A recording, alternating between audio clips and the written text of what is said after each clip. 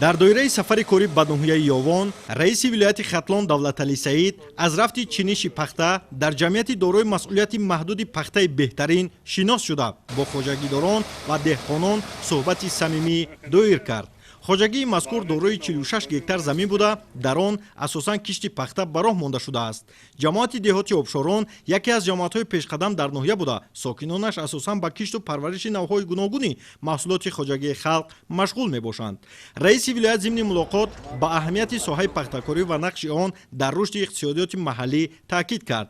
Ҳар заҳмати деҳқон барои ҷамъоварии ҳосил саҳми арзанда дар баланд бардоштани сатҳи зиндагии сокинон ва таъмини амнияти озуқаворӣ аст.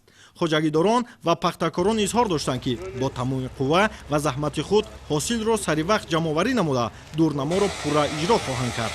Раиси вилоят таъкид намуд, ки дастгирии ҳукумати ҷумҳурии Тоҷикистон барои рушди соҳаи кишоварзӣ ва фароҳам овардани шароити мусоиди кор барои деҳқонон сол то сол беҳтар гардида, аз ҷониби давлат имтиёзҳои зиёде фароҳам оварда мешавад. дар идомаи сафари корӣ раиси вилоят Давлаталӣ Саид аз ҷараёни корҳои сохтмонӣ дар бинои иловагии муассисаи таҳсилоти миёнаи умумии рақами 23 ноҳия бозид ба амал овард. иттилоъ дода шуд, ки сохтмони бинои мазкур бо назардошти афзоиши шумораи хонандагон ва эҳтиёҷи рӯзмарраи таъмини шароити хуби таълиму тарбия амалӣ гардида, дорои синфхонаҳои муҷаҳҳаз ва инфрасохтори замонавӣ хоҳад буд. зикр гардид, ки корҳои сохтмонӣ бо саҳми фаъолонаи сокинони маҳаллӣ ва дастгирии мақомоти иҷроии ҳокимияти давлатии ноҳия амалӣ гашта истодааст. раиси вилоят таъкид дошт, ки соҳаи маориф ва рушди илму дониш дар меҳвари сиёсати иҷтимоии президенти ҷумҳурии Тоҷикистон, пешвои миллат муҳтарам Эмомалӣ Раҳмон қарор дошта, ба ин соҳаи ҳаётан муҳим пайваста таваҷҷӯҳи ҷиддӣ зоҳир мегардад. дар ин замина дар саросари кишвар ва хусусан дар вилояти Хатлон бо мақсади фароҳам овардани шароити мусоиди таҳсил, бунёду аз навсозии муассисаҳои таълимӣ, қомат афрохтани синфхонаҳои иловагӣ ва мактабҳои нав вусъати бештар гирифтааст. татбиқи чунин ташаббусҳо бо ҳамбастагии сокинон ва дастгирии мақомоти маҳаллӣ заминаи муҳиме барои баланд бардоштани сатҳи саводнокӣ, тавсеаи ҷаҳонбинии насли наврас ва тарбияи кадрҳои болаёқати оянда ба ҳисоб меравад. раиси вилоят ба сокинони маҳал барои иштироки фаъолона дар бунёди мактаб изҳори сипос намуда, чунин иқдомро намунаи арзандаи ҳисси баланди ватандӯстӣ ва ғамхорӣ нисбат ба насли ояндаасоси миллат арзёбӣ кард. дар идома дар маҷлисгоҳи мақомоти иҷроияи ҳокимияти давлатии ноҳияи Ёвон аз ҷониби раиси вилояти Хатлон Давлаталӣ Саид қабули сайёри шаҳрвандон баргузор гардид.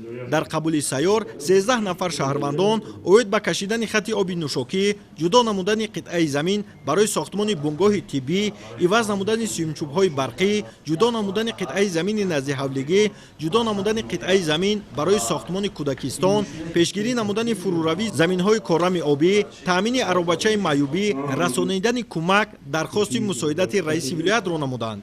раиси вилоят Давлаталӣ Саид ба масъулини идораҳои вилоятӣ ва ноҳиявӣ ҷиҳати баррасии саривақтӣ ва расидагӣ ба арзу муроҷиати шаҳрвандон дастуру супоришҳои мушаххас дод.